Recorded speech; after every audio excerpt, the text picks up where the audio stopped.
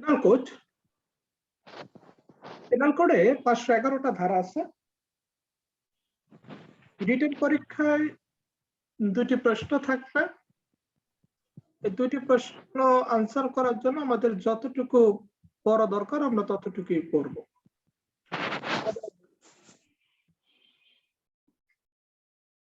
প্রথম পড়া হচ্ছে 34 থেকে 38, পেনাল কোড ধারা 34 থেকে 38। ধারা 34-এর মূল কথা হচ্ছে যে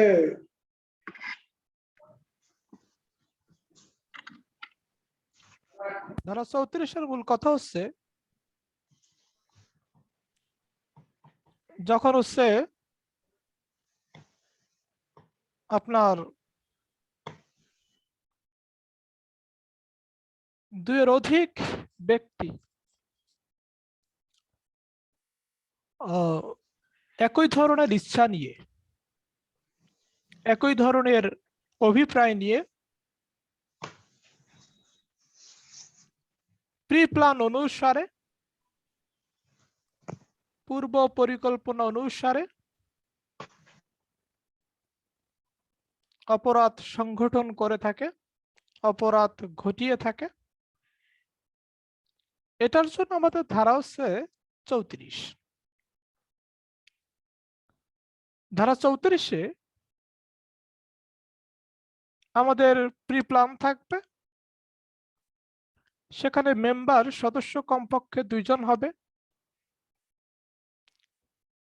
সবশেষ যে জায়গাটা বেশি ইম্পর্টেন্ট, প্রি প্ল্যান হলো মানে পূর্ব পরিকল্পনা থাকলো, পূর্ব পরিকল্পনা অনুসারে কাজ হইছে কি হইছে না, এটা একটা মুখ্য বিষয়। তার মানে সেকশন 34-এ আমাদেরকে প্রি প্ল্যান থাকতে হবে, পূর্ব পরিকল্পনা থাকতে হবে, এবং according to pre plan act হতে হবে। এই পূর্ব পরিকল্পনা অনুসারে কার্য হতে হবে। কি কার্য? অপরাধটা। তার মানে আপনি ঘরে বসে যতই প্ল্যান করেন যে আগামীকালকে চুরি করতে যাবেন, আলটিমেটলি যদি চুরিটা সংঘটিত না হয় তাহলে কিন্তু এই 34 ধারার আলোকে আপনি অপরাধী না। এটাই কিন্তু এখানে বলতেছে যে এখানে পার্টিসিপেশনটা খুবই দরকার। তার মানে সেকশন 34-এর যদি আমরা উপাদান খোঁজ করি তাহলে আমরা কি কি পাই? তাহলে পাই আমরা প্রথমেই পাই হচ্ছে সেখানে মেম্বার থাকতে হবে, মানে লোক থাকতে হবে কমপক্ষে 2 জন, কমপক্ষে 2 জন, কিন্তু 5 জনের বেশি, সরি 2 থেকে 4 জন আর কি, সর্বনিম্ন 2 জন, সর্বোচ্চ হচ্ছে 4 জন।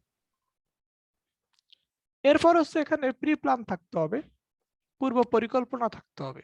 ওকে, এখন দেখেন এই যে পূর্ব পরিকল্পনা থাকতে হবে, ওকে, এই প্রি প্ল্যান অনুসারে, পূর্ব পরিকল্পনা অনুসারে অপরাধটা সংগঠন হতে হবে, অপরাধটা ঘটতে হবে। এখন আমরা এখান থেকে একটা প্রশ্ন করতে পারি কিনা, আচ্ছা আমরা কিছু শব্দ লিখবো, কমন ইন্টেনশন, এই শব্দগুলো আমরা জানি।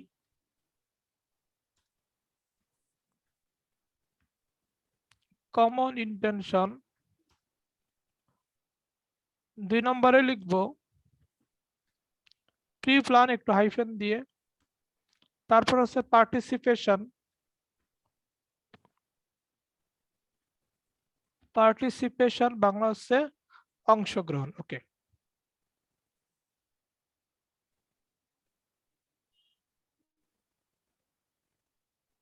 মেন্স রিয়া, দাদা দ্বিতীয়টা কি বলছেন বুঝি নাই। মেন্স রিয়া, দাদা একটু স্ক্রিনে দেখেন লেখা আছে প্রি প্ল্যান। হ্যাঁ, মেন্স রিয়া, মেন্স রিয়ার অপর নাম হচ্ছে গিলটি মাইন্ড। গিলটি মাইন্ড এর অপর নাম হচ্ছে ক্রিমিনাল মাইন্ড। দোষী মন। তার মানে হচ্ছে mens rea, guilty mind, criminal mind, এই শব্দগুলোর একই অর্থ হচ্ছে অপরাধমূলক মন বা দোষী মন, যেটা আপনি বললেন। ওকে, তাহলে প্রি প্ল্যান হচ্ছে পূর্ব পরিকল্পনা।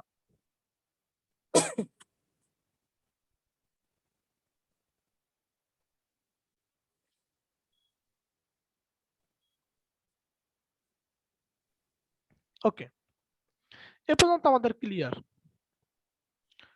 তাহলে তার মানে 34 ধারায় অপরাধ হতে হলে আমাদের কমপক্ষে 2 জন মেম্বার থাকতে হবে। থাকলেই হবে না, তাদের গিলটি মাইন্ড থাকতে হবে, মেন্স রিয়া থাকতে হবে। এখানে একটা বিষয় আছে, ধরেন তাদের মেন্স রিয়া আছে, গিলটি মাইন্ড আছে, বাট অ্যাক্ট হয় নাই। অ্যাক্ট, ACT অ্যাক্ট, অ্যাক্ট মানে কাজ, কাজ মানে হচ্ছে এখানে অপরাধ। আবার তাদের গিলটি মাইন্ড আছে বাট পার্টিসিপেশন ছিল না, অপরাধমূলক মন আছে কিন্তু পার্টিসিপেশন নাই। সেই ক্ষেত্রে কি হবে? এবার আমরা চলে যাব 149-এ, 149 ধারায়। সেখানে আমরা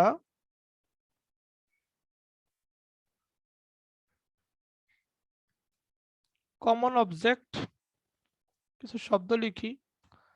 কমন অবজেক্ট, পার্টিসিপেশন, সেগুলো তো আছেই। প্রেজেন্স, প্রেজেন্স মানে হচ্ছে উপস্থিতি, প্রেজেন্স হচ্ছে উপস্থিতি। ওকে,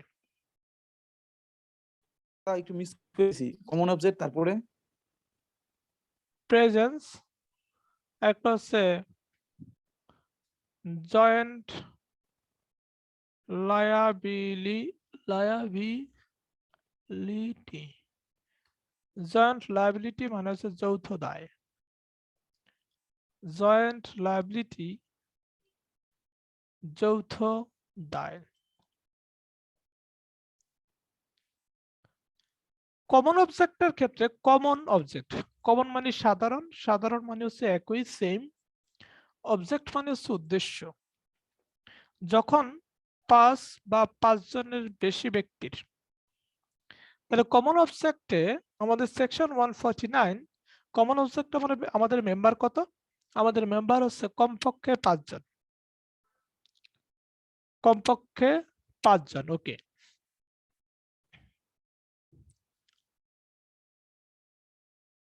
পাঁচজন ব্যক্তি। আচ্ছা, আমরা ধরেন আওয়ামী লীগ বা বিএনপি, যে কোনো একটা দল বিশাল একটা মিছিল বের করছে, বিশাল একটা মিছিল বের করছে। মিছিলের যারা মূল পরিকল্পনাকারী, তাদের চিন্তা ভাবনা ছিল বাসের মধ্যে আগুন ধরায় দিবে। তাদের ইন্টেনশন হচ্ছে বাসের মধ্যে আগুন ধরিয়ে দিবে। এখন আমি আওয়ামী লীগকে ভালোবেসে, আমি বিএনপিকে ভালোবেসে সেই সমাবেশে গেছি। যখন হচ্ছে সামনের কয়েকজন ব্যক্তি আগুন ধরানো শুরু করলো বাসে, তখন পুলিশ কি করে? পুলিশ কিন্তু সবাইকে ধরে। তাহলে একেবারে পিছনের দিকে যে লোকটা ছিল, সেই লোকটার ক্রিমিনাল মাইন্ড থাকতেও পারে, নাও থাকতে পারে। আবার একইভাবে এই বাসের মধ্যে যে আগুন ধরানো হবে, এটা সে জানতেও পারে, নাও জানতে পারে। অর্থাৎ ক্রিমিনাল নলেজ থাকতেও পারে, নাও থাকতে পারে।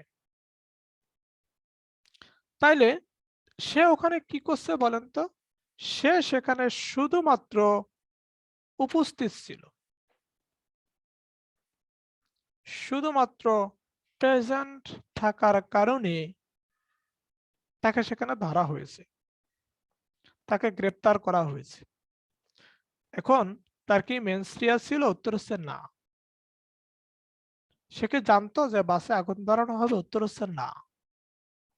তার মানে দেখেন, আমরা যদি ক্রাইমের ডেফিনেশন বলি, যদি ক্রিমিনাল অ্যাক্টিভিটিস এর সংজ্ঞা বলি, ক্রাইমের যদি একটা উপাদান বলি, সেখানে আমাদেরকে মেনস্ট্রিয়া থাকতে হবে, সেখানে আমাদেরকে গিলটি মাইন্ড থাকতে হবে। একটু খেয়াল করবেন, অপরাধমূলক মন থাকতে হবে। But in case of common object we see there is no guilty mind of that person. সেই পার্সনের কোনো গিলটি মাইন্ড নাই, সেই পার্সনের কোনো ক্রিমিনাল মাইন্ড নাই। তাহলে সেই পার্সন কি করছে? এখন সেই পার্সন কি বাস পোড়ানোর কাজে অংশগ্রহণ করছে? উত্তর হচ্ছে না। সে কি বাস পোড়াইছে? না। তার মানে এই অ্যাক্ট করার ক্ষেত্রে সে কি পার্টিসিপেট করছে? সে কি অংশগ্রহণ করছে অপরাধমূলক কাজ সংগঠনের ক্ষেত্রে? না। তার মানে হচ্ছে সে পার্টিসিপেশন করে নাই। পার্টিসিপেশন ছাড়াও, অংশগ্রহণ ছাড়াও কিন্তু এখানে সে অপরাধী হয়ে যাচ্ছে, কারণ পুলিশ তাকে ধরতেছে, পুলিশ তাকে গ্রেফতার করতেছে শুধুমাত্র কেন? শুধুমাত্র সেই মিছিলে প্রেজেন্স থাকার কারণে। তার মানে কমন অবজেক্ট আমরা দেখতে পাই মেয়ার প্রেজেন্স। মেয়ার প্রেজেন্স মানে হচ্ছে শুধুমাত্র, খেয়াল করবেন, আমরা একটু পর প্রশ্ন বানাবো তো, খেয়াল করবেন, মেয়ার প্রেজেন্স হচ্ছে শুধুমাত্র উপস্থিতি। শুধুমাত্র উপস্থিতির কারণে কমন অবজেক্টে কিন্তু একজন ব্যক্তি অপরাধী হয়ে যাচ্ছে। ওকে, তাহলে আমরা মেনস্ট্রিয়া দেখলাম। মেনস্ট্রিয়ার সিনোনিম হচ্ছে, আমরা যদি ইংলিশ ফর্মে যদি আমরা বলি তাহলে ক্রিমিনাল মাইন্ড, গিলটি মাইন্ড, অপরাধমূলক মন বা দুষ্টু মন, আমরা যেটাই বলি। ওকে, আর পার্টিসিপেশন মানে অংশগ্রহণ। অংশগ্রহণ মানে হচ্ছে আলটিমেটলি অ্যাকশনে যাওয়া। আলটিমেটলি প্রি প্ল্যান অনুসারে, পূর্ব পরিকল্পনা অনুসারে অপরাধটি সংগঠন করা, এই সংগঠন করা, এটা নামই হচ্ছে অংশগ্রহণ। ওকে, এখন আমরা আচ্ছা প্রশ্ন লিখবো না, প্রশ্ন একটু পরে লিখি। আমরা ধারা 35-এ যাব। 35-এ আছে হ্যাভিং ক্রিমিনাল নলেজ। 35 ধারার বিষয়বস্তু কি? ক্রিমিনাল নলেজ থাকা, অপরাধমূলক জ্ঞান থাকা। কোন অপরাধ? যে অপরাধের জন্য প্রি প্ল্যান করা হয়েছিল, যে অপরাধের জন্য প্রি প্ল্যান, যে অপরাধ সংগঠন করার জন্য পূর্ব পরিকল্পনা করা হয়েছে, সেই অপরাধের উপরে ক্রিমিনাল নলেজ, সেই অপরাধের উপরে ক্রিমিনাল নলেজ বা অপরাধমূলক জ্ঞান। বিষয়টা কি রকম? আমরা 4 জন মিলে প্ল্যান করলাম যে আমরা আগামীকাল একটা বাড়িতে চুরি করতে যাব। তো 3 জন ব্যক্তি আমরা চুরি করতে গেলাম। আরেকজন চুরি না করে কোথায় চলে গেছে? সিঙ্গাপুরে চলে গেছে। এখন প্রশ্ন হচ্ছে, সিঙ্গাপুরে যে ব্যক্তি চলে গেছে, আমরা যদি সত্যি সত্যি চুরি করি তাহলে সিঙ্গাপুরে থাকা ব্যক্তিটি দায়ী হবে কিনা? উত্তর হচ্ছে হ্যাঁ, কারণ তার ক্রিমিনাল নলেজ ছিল, সে জানতো যে এই অপরাধটা সংগঠিত হবে। এখন প্রশ্ন হচ্ছে, এই 4 জন ব্যক্তি আমরা প্ল্যান করলাম, আমরা তার বাড়িতে চুরি করব, বাট আমরা কোনোদিন চুরি করতে গেলাম না, তাহলে কি আমরা 4 জন দায়ী? উত্তর হচ্ছে না। এই যে একত্রে দায়ী করার প্রসঙ্গ, একত্রে দায়ী করার যে একটা বিধান, এটাকে আমরা ইংলিশে বলি জয়েন্ট লায়াবিলিটি। জয়েন্ট লায়াবিলিটি আপনাকে পরীক্ষা হলে বলতেই পারে যে জয়েন্ট লায়াবিলিটি পেনাল কোডের আন্ডারে ব্যাখ্যা করুন, আপনাকে শর্ট নোট আকারে দিয়ে দিতে পারে joint liability principal. Joint liability principal আপনাকে শর্ট নোট আকারে দিয়ে দিতে পারে, শর্ট নোট আকারে দিয়ে দিতে পারে। ওকে, এবার আমরা একটু সামনে আগাই। সেটা হচ্ছে যে ধারা 36 সরি 37 37 ধারা।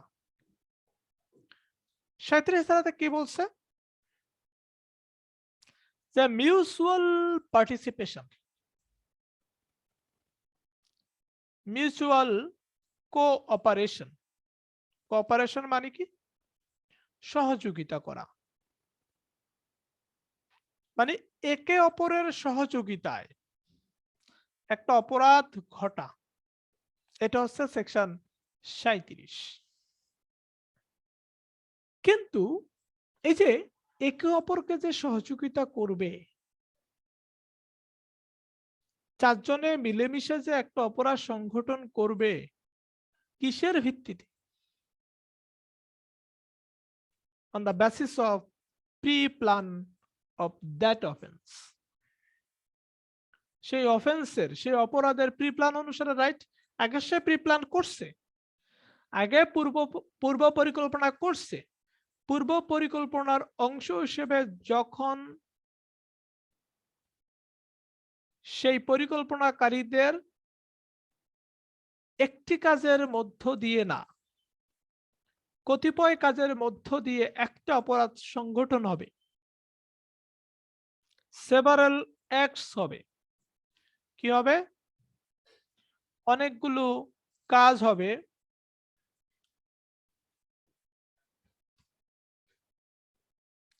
সেভারাল অ্যাক্টস হবে, অনেকগুলো কাজ হবে। অনেকগুলো কাজের মধ্য দিয়ে তাদের যে কমন ইন্টেনশন, একই উদ্দেশ্য, সরি একই ইচ্ছা, একই অভিপ্রায়, সেম ইন্টেনশন বাস্তবায়নে কাজ করবে। সেম ইন্টেনশন, একই ইন্টেনশন কোনটা ভাই? ওই যে একটা অপরাধ সংগঠন করা। এখানে সুন্দর করে উদাহরণ দেওয়া আছে। আমরা চারজন মিলে, চারজন কেন বলি বারবার? কারণ আমার কমন ইন্টেনশনের মেম্বার হচ্ছে 2 থেকে সর্বোচ্চ 4 জন, এর বাইরে আমি যাইতে পারবো না। যদি কমন ইন্টেনশন বা জয়েন্টলি লায়াবল করতে চাই, যৌথভাবে দায়বদ্ধ করতে চাই আন্ডার সেকশন 34, বিকজ এখানে মেম্বার হচ্ছে মিনিমাম 2, ম্যাক্সিমাম 4। যখন 5 অর মোর দেন 5 হয়ে যাবে, 5 জন বা 5 জনের বেশি হয়ে যাবে, দেন সেটা কমন অবজেক্টের মধ্যে পড়ে যাবে বা অন্যান্য অপরাধের মধ্যে পড়ে যাবে। আমরা 34 ধারার আলোকে আমরা এতক্ষণ যা কিছু পড়তেছি সবকিছুর ফাউন্ডেশন কিন্তু সেকশন 34। কারণ দেখেন, ধারা 35 আমরা দেখতেছি ক্রিমিনাল নলেজ। এই ক্রিমিনাল নলেজের মধ্য দিয়ে কিন্তু একটা অপরাধ সংঘটিত হচ্ছে, যেখানে আমরা কয়েকজন কিন্তু প্রি প্ল্যান অংশগ্রহণ করছি, কয়েকজন কিন্তু পূর্ব পরিকল্পনা অংশগ্রহণ করছি। এবার আমরা ধারা 37 এর একটা উদাহরণ দেখি। আমরা চারজন মিলে প্ল্যান করলাম একটা লোককে আমরা হত্যা করব। ওকে, আমি সেই লোকটাকে আজকে মনে করেন যে বাস থেকে ধাক্কা দিয়ে ফেলে দিছি। কালকে আবার আরেকজন কি করছে, তারা ডাক্তারের কাছে নিয়ে যায় নাই। আরেকজন কি করছে, তার পানি খাওয়া বন্ধ করে দিছে। পরের দিন কি করছে, একজন তার গলা টিপে ধরছে, আলটিমেটলি লোকটা মারা গেছে। তাহলে আমাদের ইন্টেনশনটা কোথায় ছিল? আমাদের কমন ইন্টেনশন, সেম ইন্টেনশন কোথায় ছিল? যে তাকে আমরা মারবো। হ্যাঁ, তাকে আমরা মারছি কিভাবে? With mutual cooperation, with mutual participation. এই যে পারস্পরিক অংশগ্রহণের মধ্য দিয়ে যখন একটি অপরাধ সংগঠনের লক্ষ্যে কতিপয় ব্যক্তি ভিন্ন ভিন্ন কাজ করে থাকে, বাট উদ্দেশ্য থাকে কমন ইন্টেনশন বাস্তবায়ন করা, উদ্দেশ্য থাকে একটি অপরাধ সংগঠন করা, তখন প্রত্যেকেই যৌথভাবে দায়ী হবে। যে প্রত্যেকেই যৌথভাবে দায়ী হবে, তার মানে হচ্ছে এখানে জয়েন্টলি লায়াবল হচ্ছে সবাই, যৌথভাবে দায়ী হচ্ছে। এখন প্রশ্ন হচ্ছে আমরা সবাই মিলে প্ল্যান করলাম, আমরা 4 জন মিলে প্ল্যান করলাম যে আমরা একটা বাসা চুরি করতে যাব। ওকে, আমরা একটা বাসায় চুরি করতে যাব। তো আমরা 4 জনে চুরি করতে গেলাম আমাদের প্ল্যান অনুসারে। গেলাম, গিয়ে দেখি সেই বাসাতে একটা সুন্দরী মেয়ে আছে। আমাদের প্ল্যান কি ছিল ভাই? আমাদের প্ল্যান ছিল আমরা চুরি করতে যাব, চুরি করতে গেছিও, বাট গিয়ে দেখি সেই বাসাতে সুন্দরী একটা মেয়ে আছে। তো সেই সুন্দরী মেয়েকে আমি ধর্ষণ করলাম। তার মানে দেখেন, প্রি প্ল্যানের বাইরে গিয়ে কিন্তু আমি কাজ করছি। পূর্ব পরিকল্পনার বাইরে গিয়ে কিন্তু আমি কাজ করছি। আমাদের কমন ইন্টেনশন কি ছিল? আমাদের কমন ইন্টেনশন ছিল সেই বাড়িতে থেফট ঘটানো, চুরি ঘটানো, ঠিক না? আমরা সেই বাড়িতে চুরি করব। তো সেখানে আমি একা ধর্ষণ নামক একটি অপরাধ সংগঠন করলাম। এখন প্রশ্ন হচ্ছে তাহলে শাস্তিটা নির্ধারিত হবে কিভাবে? শাস্তিটা নির্ধারিত হবে, সবাই মিলে আমরা চুরির জন্য দায়ী হব। প্রথমত 4 জনের চুরির জন্য আমরা শাস্তি পাবো। 2 নম্বর পয়েন্ট হচ্ছে, যে ব্যক্তি কমন ইন্টেনশনের বাইরে গিয়ে অন্য কোনো অপরাধ সংগঠন করছে সে এককভাবে সেই অপরাধের জন্য দায়ী হবে। সে এককভাবে সেই অপরাধের জন্য দায়ী হবে। তাহলে এখানে দেখেন যে এখানে একটা বিষয় দেখেন যে কমন ইন্টেনশন বাস্তবায়নে মানে হচ্ছে সাধারণ অভিপ্রায়, একই ইচ্ছা, একই অপরাধ সংগঠন করতে গিয়ে যখন কোন অপরাধী বা পরিকল্পনাকারীদের মধ্যে কেউ যদি অন্য কোনো অপরাধ ঘটায় তাহলে সেই অপরাধের জন্য সে এককভাবে দায়ী হবে। অর্থাৎ আমরা দেখতে পাই কমন ইন্টেনশন বাস্তবায়নে স্বতন্ত্র অপরাধের সৃষ্টি হতে পারে ধারা 38 ধারা 38। কমন ইন্টেনশন বাস্তবায়নে স্বতন্ত্র অপরাধ সৃষ্টি হতে পারে ধারা 38। তাহলে আমরা 34 থেকে 38 পর্যন্ত আমরা ধারা পেলাম হচ্ছে 34, 35, 37 এবং হচ্ছে 38। তাহলে 1 থেকে 33 পর্যন্ত থেকে পড়বো না? অবশ্যই পড়বো না, এটা বাদ, রিটেনের জন্য বাদ। এখন আমরা একটু সামারি করি। ধারা 34-এ যে প্রিন্সিপাল এস্টাবলিশ হয়েছে, একটা হচ্ছে কমন ইন্টেনশন আর একটা হচ্ছে জয়েন্ট লায়াবিলিটি, যৌথ দায়। সেখানে আমরা কিছু কতিপয় উপাদান পাই। উপাদানগুলোর মধ্যে অন্যতম হচ্ছে মেন্স রিয়া থাকতে হবে, গিল্টি মাইন্ড থাকতে হবে, প্রি প্ল্যান থাকতে এবং প্রি প্ল্যান অনুসারে অ্যাক্ট হতে হবে, সবার পার্টিসিপেশন থাকতে হবে। 35-এ দেখি যে অপরাধ বিষয়ে যার যার জ্ঞান থাকবে, যেই পূর্ব পরিকল্পনা করা হয়েছে সেই পূর্ব পরিকল্পনার বিষয়ে যার যার জ্ঞান থাকবে, যার যার নলেজ থাকবে, ক্রিমিনাল নলেজ থাকবে, তারা সবাই প্রত্যেকে সমানভাবে দায়ী হবে।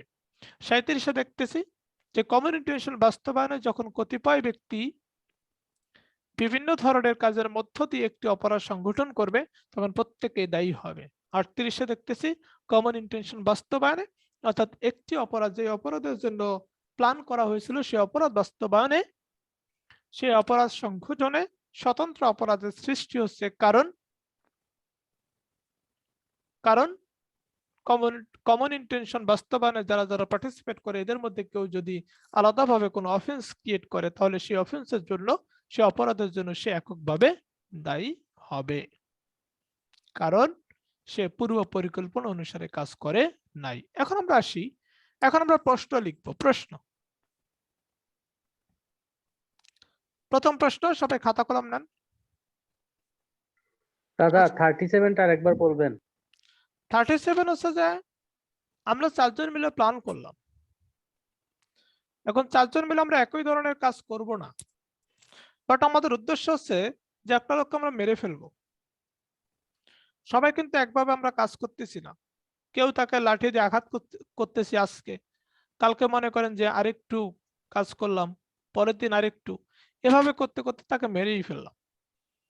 তার মানে কতিপয় লোকের অংশগ্রহণে যখন একটা অপরাধ হবে, এখন এই 4 জন লোক একই ধরনের কাজ করার মাধ্যমে ওই ব্যক্তিকে হত্যা করতেছে না।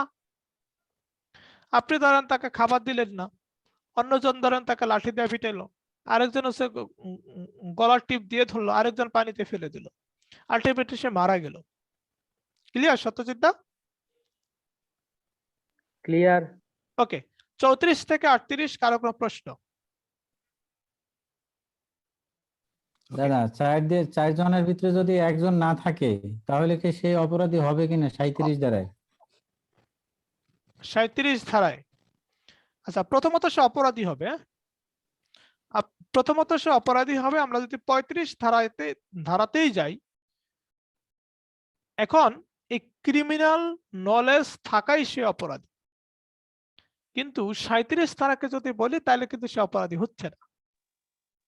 যদি স্পেসিফিক্যালি আমরা যদি 37 বলি তাহলে সে অপরাধী, কারণ সেখানে তো বলছে যে যারা যারা থাকবে সবাই কম বেশি অ্যাক্ট করবে, কম বেশি কাজ করবে, বাট সে অপরাধী। কারণ 35 ধারা তো বলছে যে ক্রিমিনাল নলেজ তো তার ছিল। এই যে না দেখেন, আলাদা আলাদা পার্সন আলাদা আলাদা অ্যাক্টিভিটিস করতেছে, আলাদা আলাদা পার্সন আলাদা আলাদা অ্যাক্ট করতেছে, কাজ করতেছে। কেন? ওই কমন ইন্টেনশন বাস্তবায়নে, অর্থাৎ তারা পূর্ব পরিকল্পনা করেছিল একটা অপরাধ সংগঠনের। দাদা 38টা একটু বলবেন। 38 দাদা 38-এর মূল বক্তব্য কি যে ইন্টেনশনের ভিন্নতার কারণে শাস্তিও ভিন্ন ভিন্ন হবে। এখানে 38 হচ্ছে ডিস্টিংক্ট অফেন্স। একটু ইংলিশটা লিখি,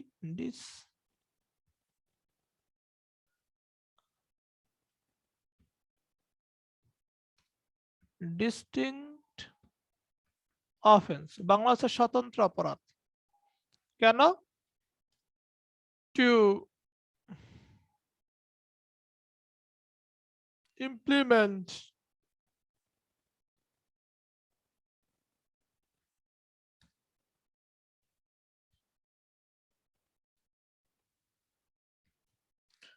আচ্ছা, আমাদের 2 মিনিট পর কেটে যাবে, আমরা নতুন করে যুক্ত হব, কারণ প্রতি 40 মিনিট পর কেটে যাবে। কেটে যাওয়ার সাথে সাথে দাদা আমরা একই লিঙ্কে আবার আসবো। ওকে, আমি একটু শেষ করি। 38 জি 38-এ কমন ইন্টেনশন বাস্তবায়নে, দ্যাট মিন্স আপনারা 3 জন মিলে একটা প্ল্যান করছেন যে একটা অপরাধ করবেন। সে প্ল্যান অনুসারে অপরাধ করতে গেলেন, তার মানে কি করলেন? কমন ইন্টেনশন, আপনাদের সবার একই ধরনের একটাই টার্গেট, সে টার্গেট ফুলফিল করার জন্য আপনারা গেলেন। এখন তাহলে টার্গেট ফুলফিল করার জন্য গেলেন, ওকে, গিয়ে আপনাদের মধ্যে কোনো একজন ব্যক্তি অন্য একটি অপরাধ করে ফেললো, মানে সেই অপরাধ তো করছে প্লাস পাশাপাশি অন্য একটি অপরাধ করে ফেলছে, যে অপরাধের জন্য কি ছিল না, যে অপরাধের জন্য প্রি প্ল্যান ছিল না। তাহলে যেই ব্যক্তি এককভাবে অন্য কোন অপরাধ করে ফেলছে, বা যারা প্রি প্ল্যান অনুসারে কাজ না করে অন্য কোন অপরাধ ঘটিয়ে ফেলছে, তখন তারা প্রত্যেকে প্রথমত যে অপরাধের জন্য প্ল্যান করছিল সেই অপরাধের জন্য দায়ী হবে। দ্বিতীয়ত, সে যদি বা যারা অন্য অপরাধ ঘটাবে তারা সেই অপরাধের জন্য আলাদাভাবে এককভাবে দায়ী হবে, স্বতন্ত্রভাবে দায়ী হবে। এটা হচ্ছে আমাদের সেকশন 38। এখন আমরা প্রশ্ন লিখব। আচ্ছা, আমাদের কেটে যাবে, কেটে গেলে দাদা ধারা 38-এ হ্যাঁ, যদি তারা এখানে যায়, যদি সকলে মিলে গেছে চুরি করতে, কিন্তু একজনকে হত্যা করলো, চুরি করতে যায় খুন করে ফেলাইছে একজনে, তাহলে কি বাকিরা খুনের সহযোগী হবে না? না, প্রথমত তারা যেই মানে ধারা 38-এর কথা হচ্ছে তারা যেই অপরাধের জন্য প্ল্যান করছে, হ্যাঁ, ওই জি। অপরাধের জন্য দায়ী হবে। এখন এই যে একজন ব্যক্তি যে খুন করে ফেলছে, সে খুনের জন্য দায়ী হবে, জি। এখানেও তো একটা মেজারমেন্ট আছে, ঠিক না? সেগুলো তো প্র্যাকটিক্যাল সেন্স। মানে আমরা আমাদের পরীক্ষা জি। কেন্দ্রিক যদি চিন্তা করি, সে যেহেতু অন্য একটা অপরাধ ঘটিয়ে ফেলছে, যেহেতু এটা তাদের প্ল্যানের মধ্যে ছিল না, সো সে এককভাবে দায়ী হবে। ক্লিয়ার? দাদা তাহলে তারা আর খুনের সহযোগী হবে না 307। না, দাদা 37 এর বিষয়টা হইলো মানে আমার